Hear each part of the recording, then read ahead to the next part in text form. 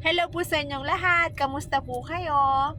So, update po ng aking my Invisalign journey.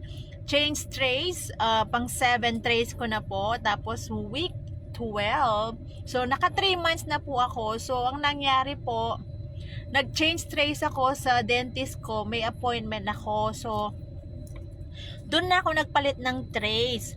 So, tinignan nila kung okay yung mga attachment. Sabi nila, okay naman yung mga attachment. So, wala silang binago. Ganun din. So, tapos, binigyan ako ng another set ng trays. 6.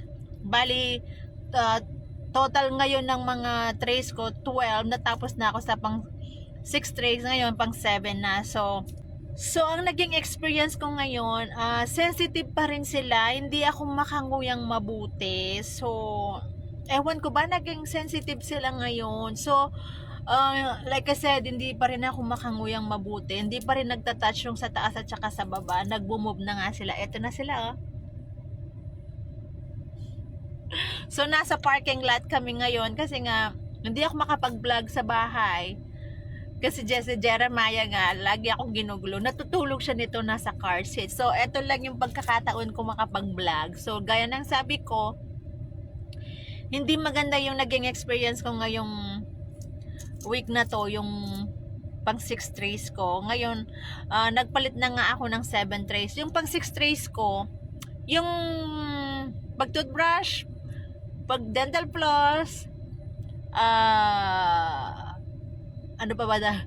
Pag binabalik mo yung trays, okay na yon talaga. Wala nang problema. Ngayon, pang 7 trays na, nagiba yung size nila. Grabe. So, nilagay ko yung new trays ko. Grabe, ang sakit.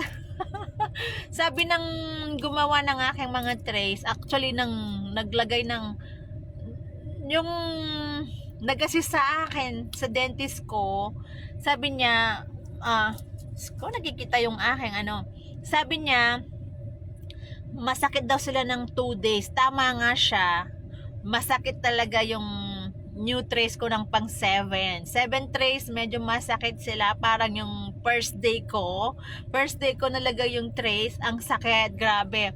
So second day okay na yung trays, so medyo na naging okay na sila. Pero sabi ng nag-assist sa akin, new size nga daw, new size tong mga trays na to. Diyos ko, nabablanko ako. Ayun nga, masakit sila. So, pero ngayon okay na sila. So, nakasuot na yung pang 7 trays ko. So, after 3 months, babalik na naman ako doon. Tatapusin ko na naman yung 6 na set na to. Tapos, babalik na naman ako. Kukunin ko yung another set. I think, yung set na to, 18 sets. So, kasi sabi niya 9 months. So, every 3 months, may 6 sets ako na tray. So, like I said, hindi pa rin normal yung pagnguya ko. So, ayun lang ang update ko. Kung may katanungan kayo yung mga nagpa-Invisalign, comment down below lang kayo. So, ayun lang. Salamat po sa panonood. Thank you.